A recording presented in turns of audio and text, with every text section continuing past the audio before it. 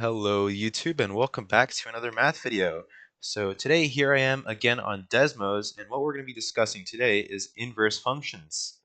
So let's get straight into it.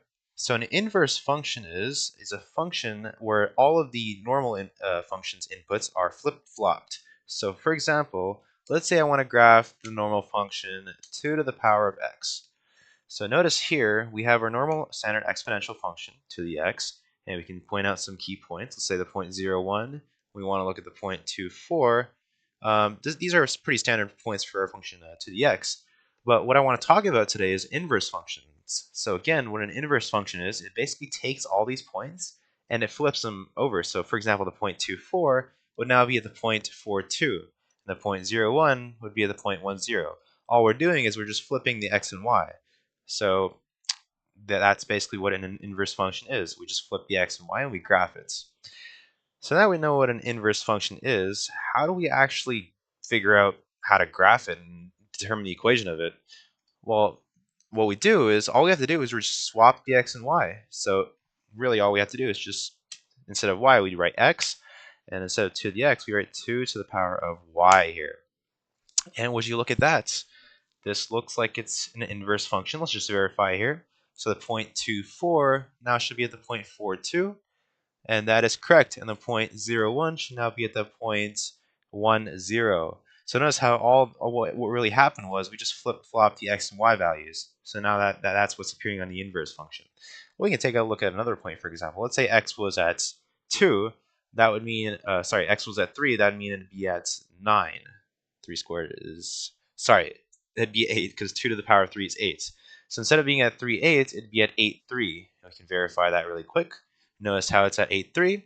So there we go. All we did was we just flipped our x and y to graph our inverse function. So another insight I want to talk about is what's going on here is we're just reflecting the function across the line y is equal to x. So notice this function right here, our original function to the x, is just an inverse. We're just reflecting the inverse function of 2 to the x just across this line y is equal to x. And that makes sense because all we're doing is we're just flip-flopping the x and y values, and it kind of does look like a reflection across the line y is equal to x. So that's another note you can remember. So an inverse function is just a reflection across the line y is equal to x. So let's move on to some Google Slides I have here. So let's talk about this. So now that we actually know how to graph inverse functions, and well, not really graph, we actually understand what they are. They're just flip-flopped the coordinates. Let's just see what functions are invertible. So it says here, in order for a function to be invertible, each x value must map to a unique y value. So that makes sense. Yeah, if you remember the vertical line test, it basically means each x value cannot map to the same y value. So for example, the points 2, 3, I should probably go back on Desmos to show this a bit better.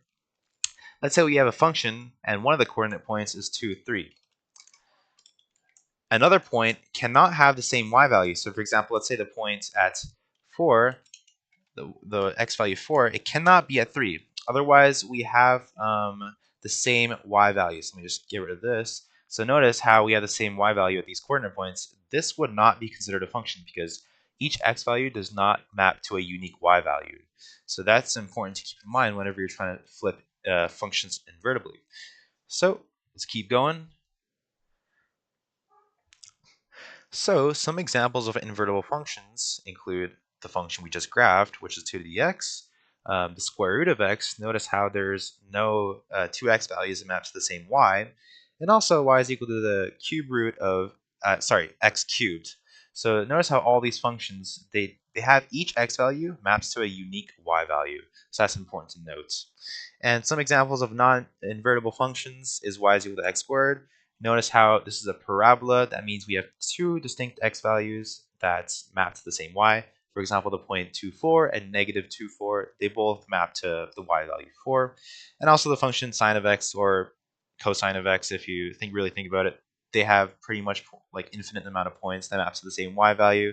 So these functions would not be invertible. So there we go.